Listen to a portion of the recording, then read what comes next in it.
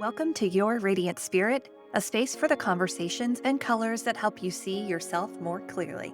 I'm Heather Eck, an intuitive artist and guide, and I believe your soul speaks in the ways the mind can't always put into words, through color, energy, and the stories your body holds. This show is where we explore those messages. Through personal stories, deep conversations, and creative insight, we'll uncover what's been hidden, release what no longer serves, and begin to imagine what's possible when you live in full alignment with who you're meant to be. What you hear here is more than inspiration, it's an opening, a chance to feel the shift that could change everything. So take a deep breath, open your heart, and let's step into today's conversation. Hi, friends. Welcome back to Your Radiant Spirit. I'm so happy to be with you all today. A quick note before we dive into today's episode. I have started something new called the Color Healing Academy, and each month we will be meeting at 7 p.m. on the first Tuesday of each month to explore a specific color, its meaning, how it helps us, and how it can help us heal. You can get into this call for free if you're a member of the Color Healing Academy Facebook group. This is absolutely free to join, so pop on over to facebook.com/groups/art by Heather Eck, and everyone who attends gets entered to win a spirit portrait with me. So hop on over, you're not going to want to miss this. Okay, today's guest is Bob Vetter, a cultural anthropologist and healer who has spent decades learning with Indigenous elders. He was adopted into Native families and mentored by the last Comanche medicine man, and now teaches a path called soul medicine, the journey from calling to healing practice. We talk about how trauma can become a source of power, how healing unfolds through story, and the dream that showed Bob how to bring back order from chaos. This is a really powerful but a fun episode, and I can't wait for you to hear it. So take a deep breath, open your heart, and let's dip into my conversation with Bob. Bob, thank you so much for being here with me today. I'm so happy to connect with you. Thank you, Heather. It's a pleasure to be here. You have over 3 decades with Indigenous elders and healers, right? Can you take us back to how did you even get on that path of anthropology and healing? Yeah, so from the time that I was a child, I was interested in different ways of looking at life and spirituality because I felt like the social and religious upbringing of my youth didn't really answer my questions. And I honestly felt that there was something missing and lacking in my own society that made me inclined to look at other things. So in seventh grade, back at a time where it wasn't like yoga now, where every street corner there's a yoga studio. I was in seventh grade and I was waking up at 6 o'clock in the morning to do yoga and meditation. And I was interested in Hinduism and Buddhism and Taoism. And when it came time to go to college as an undergrad, I immediately gravitated to cultural anthropology because it was a way, an academic excuse to look at alternative ways of looking at the world and how other people approach spirituality. Mhm. So originally, my area of interest was Asian cultures, and I went to India when I was in college and had planned on going on to grad school and doing field work, possibly in Bali or other parts of South Asia and Southeast Asia. But I ended up, through a curious twist of fate, we would need another podcast episode to explain how this happened. But I found myself at the University of Oklahoma, right in the middle of Indian country. And at the time, I knew absolutely nothing about Native Americans, but I needed to fulfill a course load that first semester. I had actually switched from a philosophy major to an anthropology major. And since that switch took place after the semester had begun, I couldn't re-enroll in other courses in the anthropology department. And they said, well, if you want to do field work, we could give you a full-time course load as independent study, and you can do ethnographic field work, which is where the researcher goes and investigates a community, trying to do it from what we call a participant observer point of view. Participant because you're participating in what goes on at the same time that you try to keep a little bit of distance so that you Mhm. have an objective way of describing it. So my area of interest was where healing and spirituality intersects. So I decided, well, if I could meet a medicine man, that would fulfill my interest for this semester. Now, little did I know that that interest would point me in a completely different direction and trajectory for the rest of my life. Mhm. So essentially, to kind of cut to this part of the story, I met maybe about a month later through another course of really curious twists of fate. I met a man named Oliver Patapony, who was the last medicine man of the Comanches. And he was so kind to me that he actually adopted me into his family. So he took me as a grandson. Oh Um, my gosh. Here I was in Oklahoma. I didn't know a soul. I didn't know anybody, no less Native Americans. I didn't know anything about Native culture at all, but I bungled my way and blundered my way through a bunch of things until I finally met him and made every mistake that you possibly could in not knowing the difference in values and etiquette. So Mhm. I made all these mistakes, but eventually I was able to meet this old man who shared with me a story that honestly changed my life. And it's the story.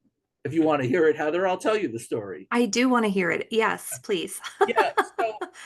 So again, I'm skipping through it, huge chunks of this story to get to this point. But I met with my advisor, and my advisor said, way after the fact, he should have told me this on the first day that I met him. But I told him what I was interested in. I told him I had met this medicine man, and I was going to go back and meet him at his home. And he said, and I said, I want to learn about medicine. And he said, well, you shouldn't bring up that topic. And I was like, why not? And he said, well, that's a taboo subject. And you don't talk about something like that until you've had enough time to establish proper rapport. And I said, well, how long would that be? And he said, I don't know, maybe 6 months or a year. And I was like, what am I going to do? This is my project. So he said, well, come up with some easy, low pressure things that you can talk about and have do research about it and have that ready when you go. So I did all this research. I asked him, well, what do you mean? And he said, well, maybe traditional stories. So I read up on Comanche traditional stories and a whole bunch of other things. And I had these very easy questions on a yellow tablet of paper. And I had just a list of questions and I was ready to ask him all these questions. So when we sat down, he asked me, well, what would you like to know? And I pulled out that first question about traditional stories, and he thought about it for a moment. He said, well, to tell you the truth, my wife's sister talks to somebody from the university about things like that. But from my point of view, those things are nothing but a bunch of fairy stories. He said, but if you want to know something real, I'll tell you what I know. I'll tell you about my experience. And I can talk about that because it happened to me. And then he told me the story that I'm about to tell you that would, as I said, create a trajectory for my entire life. Yeah. He said, I didn't set out to be an Indian doctor. He was a medicine man, but he referred to himself as an Indian doctor. He said, I didn't set out to be a doctor, but I got sick. And I went into the hospital, and the doctors said that you've got cancer and it's terminal. And after they had done all of their tests and all of their procedures, the lead doctor came in and he said, we doctors, we had a series of meetings about your case, and we've decided that we've exhausted everything that we can. And you can stay here if you want in the hospital, and we can do everything that we can to ease your pain. But we've done everything for you that we know to do.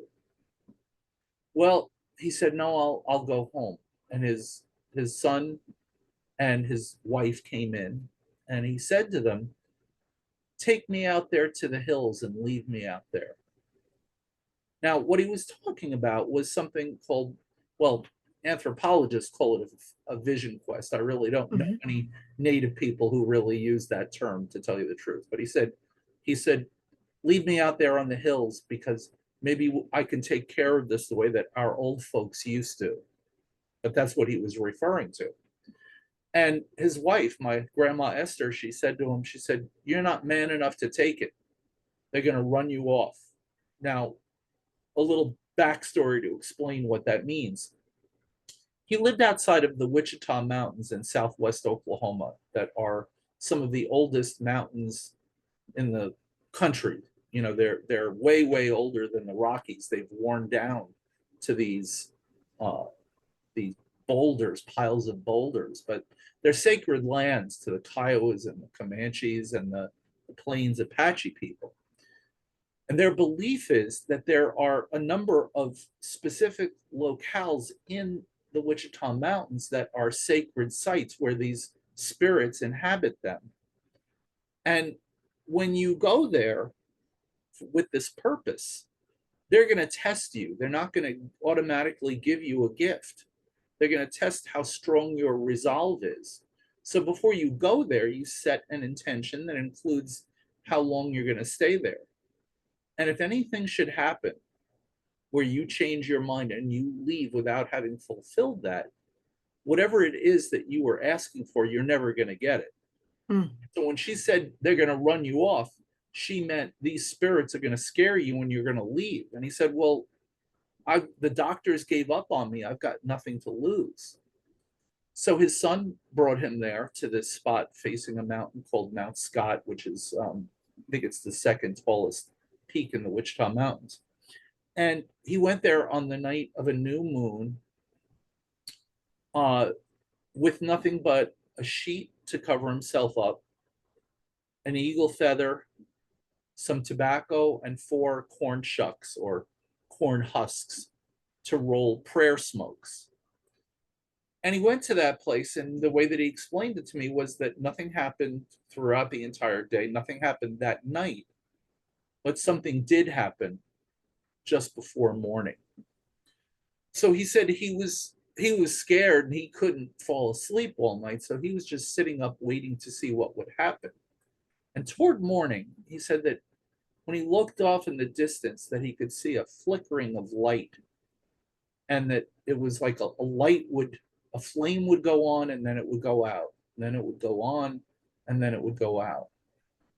And the flame was moving toward him, and as it got closer, he could make out the outline of a form, and he realized that the flame was when this being exhaled.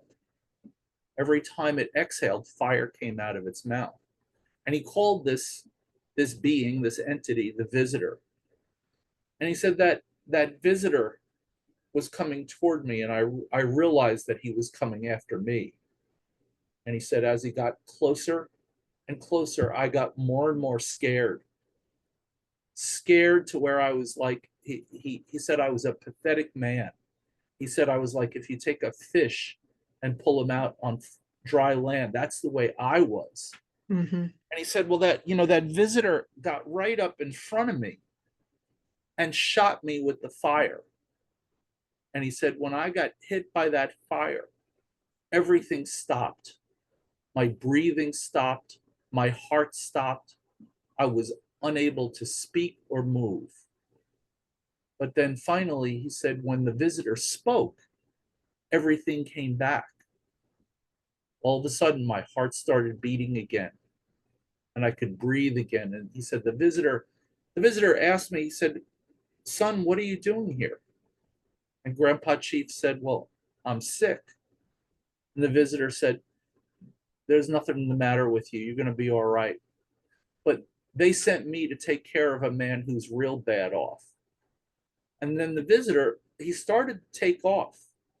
But he turned around one last time and he looked at Grandpa Chief and he said, son, did you know that this world stops?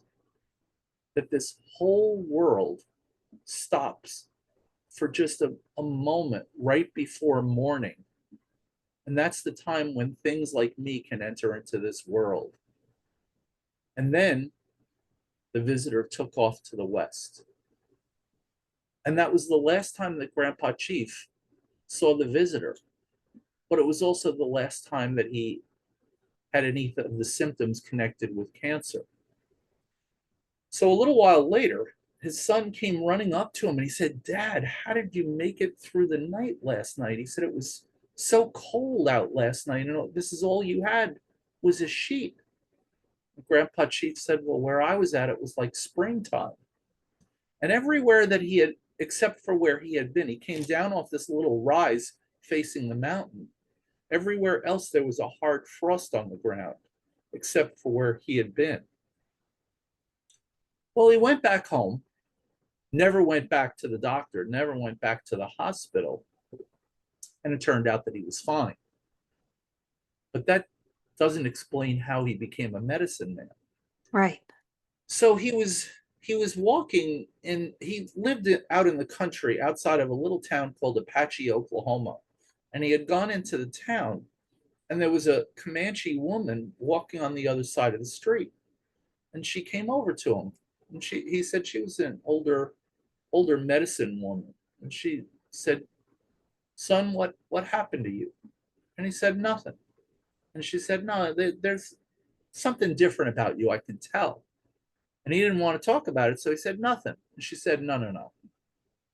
I know that there's something different about you, something changed. Now, what happened?" Well, finally, he told her the story that I told you.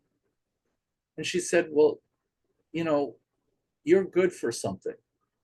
And right now, you may not know what that is, but sometime soon you're going to find out." So now this was the part that's a little bit, that was a little shaky and a little bit hard for me to piece together, because these elders that I got to know when I was a young man, they were from like another time, another way of relating and explaining things. So Mm-hmm. this part I'm kind of piecing together from many different conversations. But he started to think about the things that he had watched as a little boy, because there were these medicine men back when he was a boy. Now you figure he was born in the last couple of years. We don't even know exactly when he was born, but late 1890s. And he's thinking back to when he was a little boy, watching the old men who were elders then. So these are guys that were born probably in the early 1800s. So a completely different time and place. And they used to have these, they were kind of like matches, I guess you could say. In the anthropological literature, anthropologists talk about this as being like a contest to see who had more power. I mean, I don't really look at it that way. The way that I look at it is when you when they would perform these things in front of a group of people, they would expand everybody's understanding of what is possible in Mm. the universe. So they would do things, and as a little boy, he would see them sometimes walk through coals, sometimes put coals in their mouth, sometimes pick up the coal and use it or blow fire. There were lots of different things that these old men would do. One old man was able to stomp the ground in order to make a woman stop hemorrhaging blood. And by the Wow. fourth time that he stomped the ground with his foot, it stopped the bleeding. So, he had all of these things in the back of his mind that he was remembering now, even though he was an older man by then. And meanwhile, word had gotten out to people around there about what he had gone through. And they just automatically assumed that that meant that he was now destined to be a healer. So he's piecing all of this together, I guess you could say intuitively, because he didn't have a teacher to guide him. But he realized that he had this power, because what he said to me was, that visitor shot me with fire, Mm-hmm. and you've got to fight fire with fire. So his way of doctoring was to pick up a red hot coal out of a fire and put it in his mouth. And he said that then that would activate the power in him that allowed him to take that person's flesh and move it back to the way that it was supposed to be.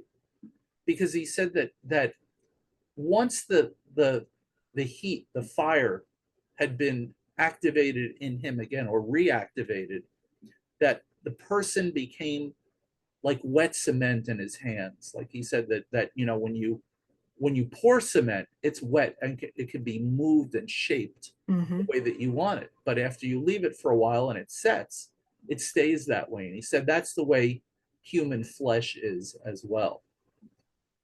And he became a medicine man, known among his people, also known to some degree among non native people as well.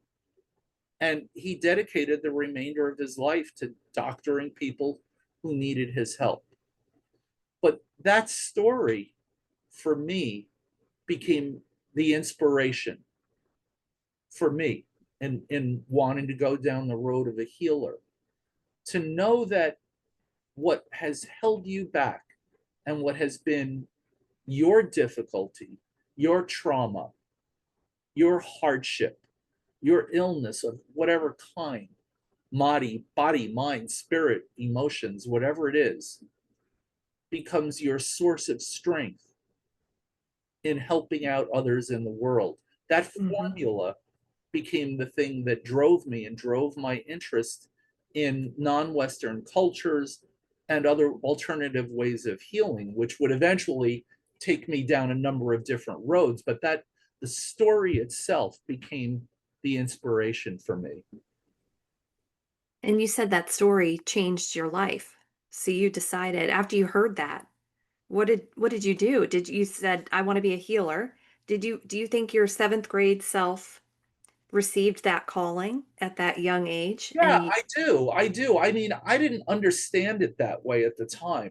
And, so much of it was like a download that I say download, because everybody understands what a download is. Yeah. That momentary electronic transfer of information that then takes this time to unpack. And that's the way that it was for me. I didn't know what it meant at the time, Uh-huh. but it was a calling because my hunger had been a spiritual one, but honestly, because of my own traumas, because of my family background, I had lived a life of isolation. I was an only child raised by my grandmother who was working most of the time with no other family. I mean, my mother lived in another town, so it was me and my grandmother. She was gone most of the time, so I was on my own, and I had a model of spirituality at first that was I thought spirituality is what happens when you're all by yourself. Oh, wow.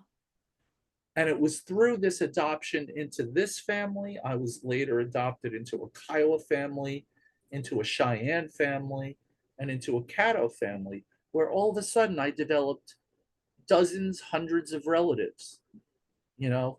So my own healing from my traumas began with the social side of spirituality and healing. And then eventually I came to study something called Curanderismo, Mesoamerican anthropologists would call it Mesoamerican folk healing practices, Okay. and learning from teachers here in the United States as well as going to Mexico. And a lot of what I came to use came out of curanderismo. But then I studied things like sound healing, medical Hmm. qigong, various forms of energy healing, lots of other practices. But it was that story that I told you that led me down that road of decades and decades of learning everything that I could to eventually create something that I think is unique. And that's maybe the next chunk of this story to share. Yeah, I mean, especially because you're bridging two completely different worlds or ways of being, Western culture and Indigenous culture. So how did you bridge those two together and honor those sacred practices while bringing in all of these other modalities, I would say, to do the work you're doing now? Yeah, so that was honestly that led me to a crisis at one point. Okay, yeah. It did because I had spent all this time studying these different things. I had learned all about Curanderismo, but I'm like, well, I'm not Mexican, I didn't grow up in that culture, and Mm-hmm. this system, Reiki, and all these different things. So what do I do with it? And to be perfectly honest with you, I found myself in an all-night ceremony Mm. where I prayed for an answer to that question. I prayed for an answer for it fervently because I didn't know what to do with it. I knew all of this stuff, but I didn't know how to use it in a way that would be most effective and genuine and be Right. authentic. And I said, what is the answer? And again, I received a download that took me a while to unpack, but I was told which tools to use, and I was told how to put it together. And as it turned out, Curanderismo became this perfect model of structure, of how to take all of the teachings and all of the ideas and all of the techniques and put them into something that was, in a way, performative. Mm-hmm. Each session would have a beginning, a middle, and an end.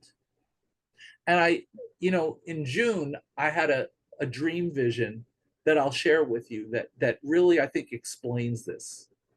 Just this past June, you This did? past June, Okay. because I was looking for a metaphor. I'm always looking for ways to take something that's complicated and make it simple. And I like to tell everybody, I think it's because I'm simple minded. So I'm always looking for how do I take something that's really complicated and make it simple so that anybody can understand it through stories and through metaphor. And this was the dream vision. In the dream vision, I was shown 2 dozen roses. There was a dozen white roses and a dozen red roses. And in my field of vision, on the left-hand side, there were white roses that had been organized into a geometric pattern, kind of an interlocking pattern of the stems and the white part of the rose. It's a little hard to explain, but it's an interlocking pattern Okay. that I can now see in my mind's eye. And on the right hand side in my field of vision were the red roses that were just kind of scattered, just chaotically dumped. And what I was told was, if you look on the left, that order is the pattern of healing and balance. Your patient is represented by the red roses on the right. So your job is to take the red roses and reconfigure them so that they resemble the order of the roses on the left. Mm. And that's what I think of this work in healing as doing, as taking the chaos of the life that we experience and suffering and repatterning it, reorganizing it to bring a person into balance. Now, that doesn't always equate to being cured of a sickness. Mm-hmm. You could be healed and not cured. You could be cured and not healed. You could be healed and cured, or you could be neither healed nor cured. Uh-huh. But healing, in my way of look, what I've come to understand it, healing is our movement as an individual soul that is here for a purpose in moving from order when we're born, hopefully, to the chaos that we experience through trauma and through something that we call susto or soul fright in Curanderismo, Oh, wow. and moving back toward order again. It is that movement back toward order, and I say toward order because we're always moving in that way. That is the nature of the reason of why we're here, and it is healing. So I've come to view healing in a much wider sense, that it is the fulfillment of our evolutionary potential. Now, for most people, that healing is the path that they are going on for him or herself. But for a person who has this calling to be a healer, it's simultaneously working on my own healing and doing the best that I can to facilitate it for other people at the same time. Hmm. Wow. Okay. So I got to go back to your vision. Okay. And you probably saw my face go, I had a moment of, like realization. So I'm learning, biblical Hebrew at the moment because I'm deep in Bible study. And, and I wanted to understand the Bible from the text perspective, not from a religious dogma perspective, but what does it say? And so when you said that the white roses were on the left and the red roses were on the right, it made me think we read Hebrew from right to left. Interesting. Yeah. And because you would think, right, like here's the order, here's the chaos, and you would think that would go from left to right, but actually it's going from right to left. And then what made me kind of chuckle was that the root chakra is red and the um, crown chakra is white. And so if you take your roses and you turn them, you Mm, have the root and the crown. I And never so thought of that connection. That's a isn't beautiful that, connection. isn't that fascinating? So you think about like the Anatomy of the Spirit, if you've ever read Carolyn Meese. Her work is really fascinating. She Yeah, talks about how an idea comes in through the crown because that you're receiving your divine inspiration or your download, and it processes through every energy center until it can be born into the physical, into the root, which is red. beautiful. So I just loved what you said about you come into the world in order, because that's the first law of the universe, right? Is order. And Right. then you experience your sustas, or that soul tumult, and Mhm. then you go back to order again. So that just made me go, wow, it's all connected. It's all connected. Absolutely. Beautiful. So, if you don't mind, I'll share with you a little bit about what I do with all of this with people today. Please. Yes. Yes. Love So it. I was, I thought about how much time it took in my life, and we're talking decades for me to make something out of all of this disparate stuff in figuring out what it meant. And then I've gone on this journey of working with students and apprentices and teaching people. And I thought to myself one day, of all the people that I've known who have been my teachers, I felt like each one of them gave me some piece of this solution to this giant crossword puzzle.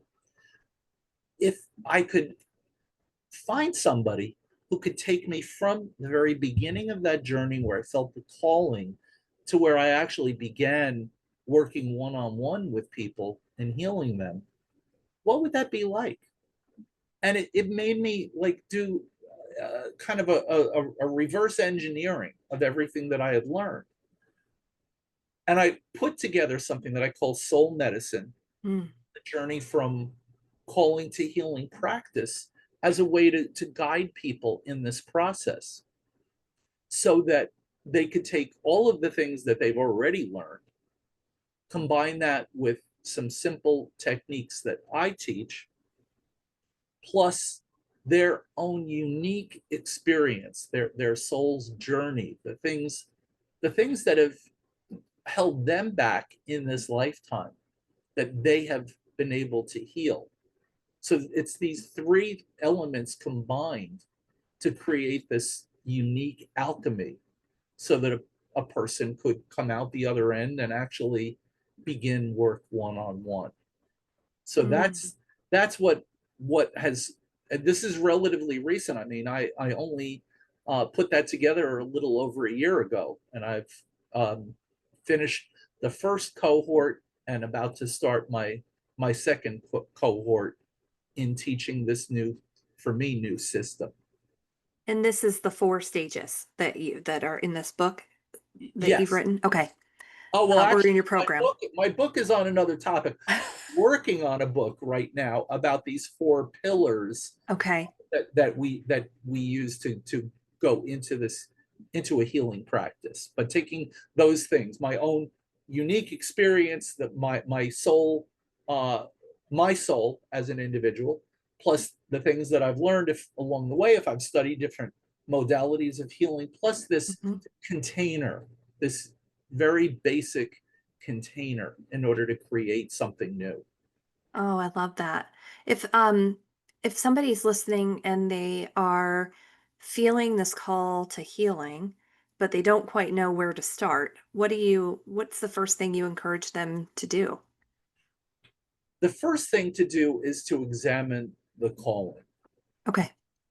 to look inside and understand what is the calling leading me toward? Why do I feel this burning desire to heal others? And then the next step is to say, how is my own healing leading me in a particular direction? How did the crises, the traumas of my life set me up for something else? How did they lead me to understand others in a particular way, even to who the people are that I'm ultimately going to work with? That it all has a purpose, it all has a meaning, that I have to get to a certain point in my life in order to see these dots, in order to connect the dots. Now, there are a lot of free resources that people can find on my website, including um, some ideas about how to determine whether I'm supposed to be a healer or not. So I'm happy to make that available to your listeners today. Thank So you. I think that would be amazing. yeah, so just come to my website. It's www.bobvetter.com. So BOBVETTER.com. And there's all kinds of podcast episodes, there's blogs, there's free resources, lots of stuff there to help you along the way, to find out if you are meant to be a healer. And then if things go in that direction and you want to join me for an upcoming cohort of soul healing, join me for that journey. Amazing. I saw that on your Instagram. You do a great job on your reels, so I'll share all that information in the show notes too. But um, I really appreciate you sharing how, well, a couple of things, I think.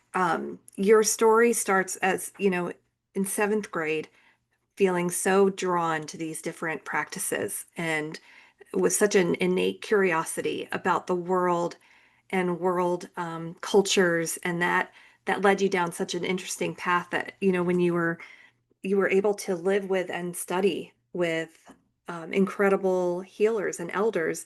And so I always say, my spiritual teacher said this to me, and I always bring it up, that your gifts show up when you're young. That it sounds like you received that calling, you know, when you were 12, 13 years old. And maybe it wasn't a complete linear path, but you came back around to it. And that's where your healing started. And now even to hear you say, it's really reassuring to me to hear you say, I just had a dream in June that's informing the place where I am now. Because I think a lot of us sometimes want everything all at once. Give me the download, give me everything. I got to know how to do everything right now. It would be nice if things were that simple, wouldn't it? Myself included, right? But I think even in the time that I've been doing the work that I'm doing, I feel like I pray for God, just shine the light on the next step I'm supposed to take. Just give me the next step because I think we are given what we're prepared for now. And so it sounds like you've been prepared for this new program, Soul Medicine, Journey from Calling to Healing Practice. And I'm sure you're going to receive even more information as your life continues on. You'll receive even more and more and more. So I think that's really beautiful and wonderful, and it just goes to show that we're never done learning. We're always getting what we need in order to continue down our path. Well, I want to kind of spotlight just for a quick second what you just said about asking God to shine a light just on the next step, and say what a beautiful way that is to look at it, instead of assuming that I have to get to quote unquote the goal. To see the next step clearly is to allow this entire journey to unfold in an organic way, and maybe in the way that is most closely connected with my soul purpose in being in this world. Mhm. And our own healing, right? Because we are helping to usher others through their path of healing, but we have to do our own healing ourselves too. And so we may not be able to offer something to somebody if we are not ourselves healed from whatever it is that we need to go through too. So I Yeah. also I just love your that storytelling is so central to your work, and you're a beautiful storyteller. And I could sit and listen to you for hours. Maybe another podcast has that. Another episode. But I think what's really interesting is I've been talking to some of my friends recently about how much content there is out there and how much we consume all the time from different sources and different places, the television, your phone, all the things, and that I don't think our nervous systems were meant to take in all that information, but we used to live in community. We used to sit around a fire and tell stories and talk and take care of our community and learn from each other that way. And that feels like listening to you speak made me think about that way of living that is so vastly different than the way that we live today. Yeah, the other thing about it is when you hear stories and you hear them a number of times, it's not like a boring rerun of a TV show. True. It's you hear it in a different way every single time. And it makes me think about the, like, for example, my Kiowa relatives would talk about how in the old days that an elder would enter into the teepee and he would sit down and there's fire burning, and imagine that you got a number of children there who are like sleepy and getting ready to go to bed, and the elder sits down and he starts telling you a story. And from time to time, he pauses in the middle of the story and he says, "Ha." And if you're awake, you respond back, "Ha." It just means yes. But it's this back and forth way for the storyteller to know that somebody is still listening. Hmm. And when he doesn't hear "ha" in response, he knows that it's time to walk out of the teepee. And I just think, wow, what a beautiful way that is for us to hear these stories over the course of a lifetime, Hmm. them over and over again. And every time we hear it, we get something new from it. And that's what's Hmm. beautiful about story. Absolutely. Transformation. Stories are a way of making the possibility of transformation palpable, for me to understand that something changed in that story and something can change in me. Hmm. And I love that too, because I think, like you said, our stories are healing. When we share our stories with others, they're able to learn from it. And I think we learn something about ourselves when we're courageous enough to share our stories with people too. And we're meant to reach our hands back and pull people along with us and to help them see that healing is possible through that as And well. story is medicine. Yeah. Absolutely. I think about that too. Like I always talk about art is healing, music is healing, writing is healing, story is medicine. All these things are so healing for us because they rely on collaboration and they rely on an exchange of like communion almost. You're communing with somebody in a spiritual way. And I think that there's so much healing in that for people if they lean more into that way of being instead of, the things we can get caught up in, influencers and TikTok and all the things. Well, yeah, I mean, on the one hand, Heather, I'm going to say the modern technology is what allows you and me to have this conversation. Oh, absolutely. Yes. So there's a way that it can bring people together. Unfortunately, there's a way that it can divide people as well. So we have to be discerning, I think. And if we really are in a healing path, we can use these as tools to bring us together. Yeah, absolutely. And I'm so happy that it brought us together today. And me as well. Thank you so much for having me, Heather. Thank you so much for being here. I will share all of your information in the show notes so that our listeners can find you and hopefully get to work with you someday. And I hope to bring you back because I know that there's so much more of your story that I personally would love to hear. I'm sure the listeners would as well. Thank you. I'd be happy to. Thank you so much for listening today. I loved that conversation with Bob, and I know there's so much more to his story that I hope to explore with him again someday soon. If these conversations opened up something in you, here are a couple of ways to go deeper in your work. You can work with me one-on-one through a spirit portrait or a therapeutic art journey where color and creativity become your map for healing. Or join us live at the Color Healing Academy on December 2nd for an evening of color, art, and gentle transformation. And since you made it to the end, here's a little love note from me. If you leave a quick review of your radiant spirit on Apple Podcasts or Spotify, screenshot it and send it to me. I'll pick one listener to receive a free color mini reading as a thank you for supporting the show. You'll find all the links and details for everything we talked about in the show notes. And until next time, my friends, keep noticing the colors, the moments, and the quiet nudges. They're all guiding you home. Thank you for joining me today on Your Radiant Spirit. Every conversation here is an invitation to go beyond the surface, to listen to what your soul has been whispering, and to step into the life you've been longing for. If you're ready to go deeper, to work in a way that's personal, creative, and profoundly transformative, you'll find ways to connect with me in the show notes. Whether it's through art, a guided session, or a fully immersive journey, you'll discover a space where your truth is seen and your next chapter begins.